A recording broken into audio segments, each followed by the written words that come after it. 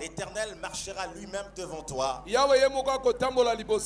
comme un feu dévorant. Il faut absolument que le Seigneur marche avec nous. Il faut qu'il nous précède sur nos arrières. Parce que sans l'Éternel notre Dieu, nous ne pouvons rien. Dieu a placé les hommes sur la terre, mais dans son amour il a choisi d'accompagner les hommes sur la terre, parce qu'il connaissait les hommes, parce qu'il connaît nos faiblesses, parce qu'il connaît nos insuffisances. Il sait que s'il nous laisse seuls sur la terre, s'il nous laisse seuls sur la terre, personne parmi nous ne va s'en sortir. L'histoire nous révèle que tous les noms qu'on attribuait à Dieu étaient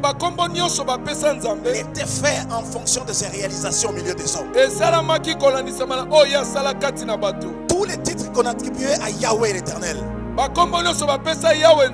c'était en fonction des solutions qu'il apportait à l'humanité. C'est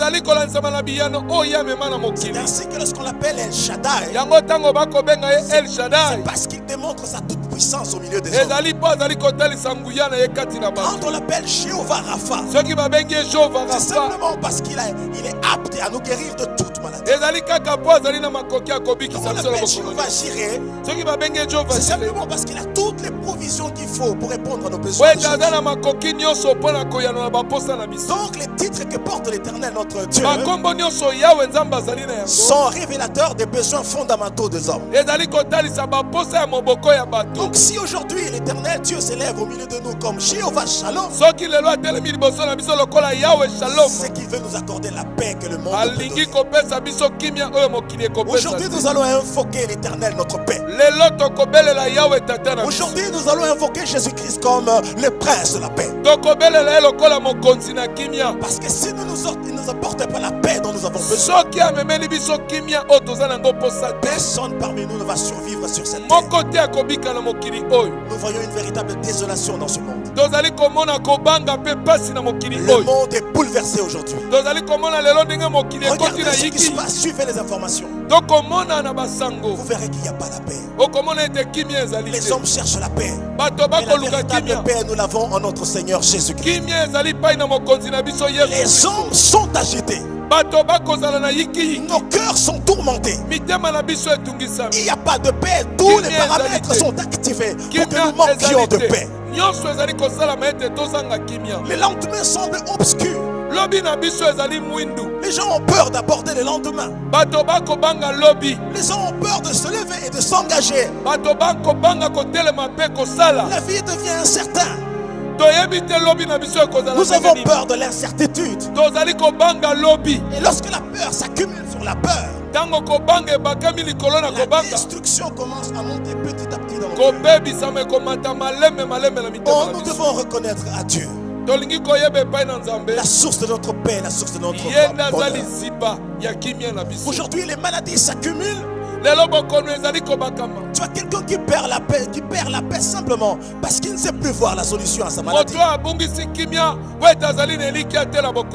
Le tableau du monde est au jour le jour sombre.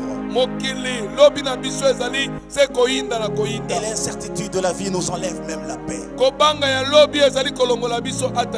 au milieu de cette désolation générale, au milieu de cette confusion générale, notre Seigneur Jésus-Christ porte un nom merveilleux, le prince de la paix. La Bible l'identifie comme étant notre paix. Lorsque vous lisez dans Ephésiens 2 au chapitre 14, il est clairement établi que Jésus-Christ est notre paix. Lorsque nous lisons la prophétie qui a annoncé la venue de Christ, je suis dans le livre d'Ésaïe au chapitre 53 verset 5. Il est dit ceci: il était blessé pour nos péchés, brisé pour nos iniquités. Le châtiment qui nous donne la paix est tombé sur lui. C'est-à-dire la valeur qui nous donne la paix aujourd'hui a coûté à Jésus-Christ un châtiment mortel.